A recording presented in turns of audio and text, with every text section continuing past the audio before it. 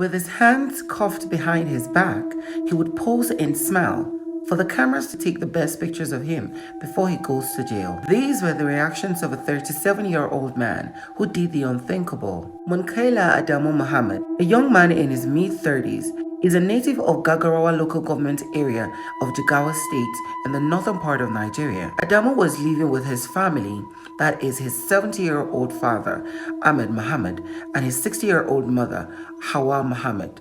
Alongside, he was said to be married. With other occupants of the home not being mentioned, it was stated that they lived in relative peace. But on the other hand, one issue they had scuffles about was the fact that Munkaila revealed that his parents were against his ardent gospel music he made in honor of Prophet Muhammad.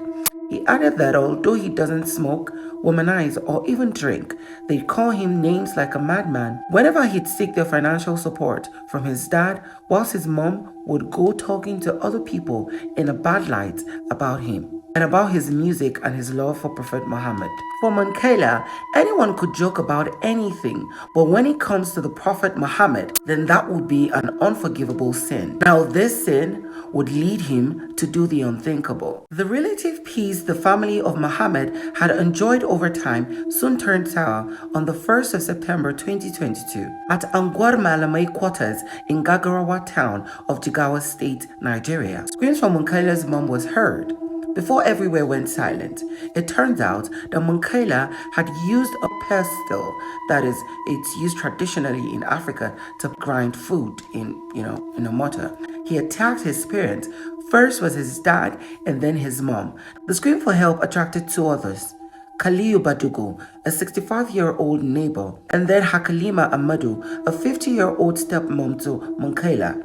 In the process of trying to help, both got injured. Munkaila's parents were then rushed to the hospital where they were confirmed dead.